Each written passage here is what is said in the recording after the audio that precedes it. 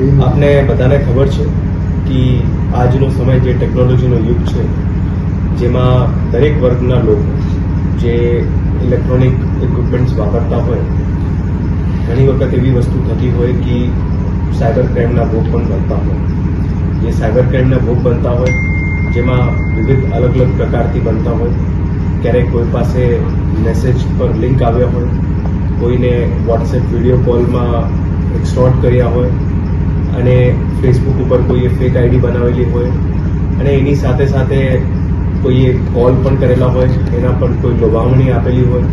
વિવિધ પ્રકારના જે છે સાયબર જે ક્રાઇમ છે એ લોકો સાથે એમના લોકો ભોગ બનતા હોય.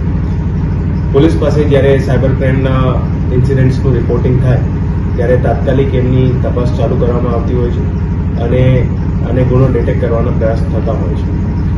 પોલીસ દ્વારા અને પૂર્વ કચ્છ પોલીસ દ્વારા વર્ષ 2024માં કુલ 1,07,42,000 રૂપિયા, જે આશરે 2,000 લોકો એમના ભોગ બનેલા હતા, એ પરત અપાવ્યા છે.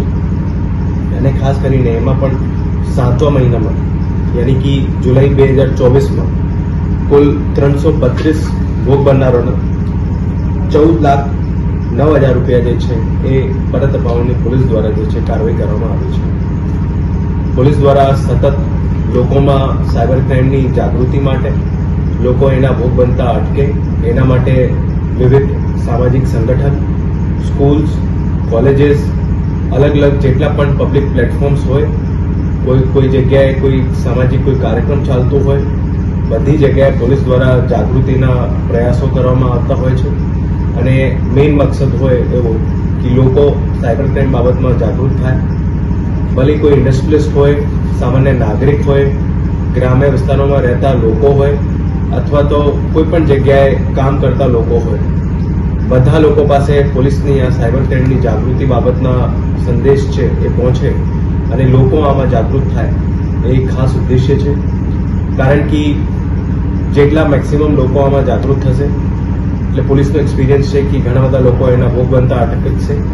અને કોઈ પણ માનો ક્યારે કોઈ ભોગ બની જાય એટલે તાત્કાલિક જે છે સાયબર ક્રાઇમની જે હેલ્પલાઇન પોર્ટલ છે એના ઉપર પણ રિપોર્ટ કરે 1930, તો પણ જે છે એમની તાત્કાલિક તપાસ પણ ચાલુ થાય અને એનું ઝડપથી ડિટેક્શન થાય, એ પોલીસના પ્રયાસ રહે છે.